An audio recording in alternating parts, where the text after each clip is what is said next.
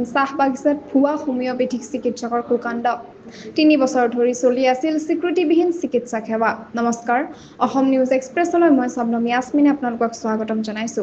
আজিৰ মুখ্য সংবাদ, এখন চাহ বাগিচাৰ শান্ত পৰিৱেশত চলি আছিল এক গুপ্তকাণ্ড। অসমত ৩ বছৰৰ পৰা স্বীকৃতিবিহীনভাৱে স্বাস্থ্য সেৱা আগবঢ়াই থকা এগৰাকী ভুৱা হোমিওপেথিক চিকিৎসকক আজি আৰক্ষীয়ে গ্ৰেপ্তাৰ কৰিছে।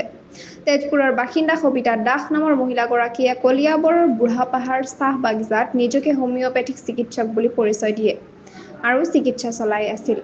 যদিও তেওঁ বিভিন্ন প্ৰতিষ্ঠানৰ পৰা লাভ কৰা ডিগ্ৰীৰ কথা কৈছিল, তদন্তত পোহৰলৈ আহিছে যে এই প্ৰতিষ্ঠানসমূহৰ কোনো চৰকাৰী স্বীকৃতি নাই। অসম চিকিৎসা পঞ্জীয়ন পৰিষদ আৰু ভিজিলেন্স শাখাৰ অভিযানত জড়িত আছিল ডাক্তৰ অভিজিৎ নেওগৰ দল। তদন্তৰ পিছত আৰক্ষীয়ে জখলাবন্ধাৰ পৰা সবিতা দাসক গ্ৰেপ্তাৰ কৰে। ইয়াৰ পূৰ্বেও অসম চৰকাৰৰ অধীনৰ স্বাস্থ্য বিষয়া আৰু পৰিদৰ্শকে আন ভুৱা চিকিৎসককো ধৰা পেলাইছিল। এই ঘটনাই চাহ বাগিচাত স্বাস্থ্য সেৱাৰ পৰিচালনাত কিমান গভীৰতাৰ প্ৰয়োজন তাৰ এটা গভীৰ প্ৰশ্ন তুলি ধৰিছে। বৰ্তমান সবিতা দাসৰ বিৰুদ্ধে গোচৰ ৰুজু কৰি তদন্ত অব্যাহত আছে। সংযুক্ত হৈ থাকক অসম নিউজ এক্সপ্ৰেছ চেনেলটোৰ লগত। চেনেলটো লাইক, কমেণ্ট, শ্বেয়াৰ, ছাবস্ক্ৰাইব কৰিবলৈ নাপাহৰিব। লগতে কাষতে থকা বেল আইকনটো দবাবলৈ নাপাহৰিব। ধন্যবাদ।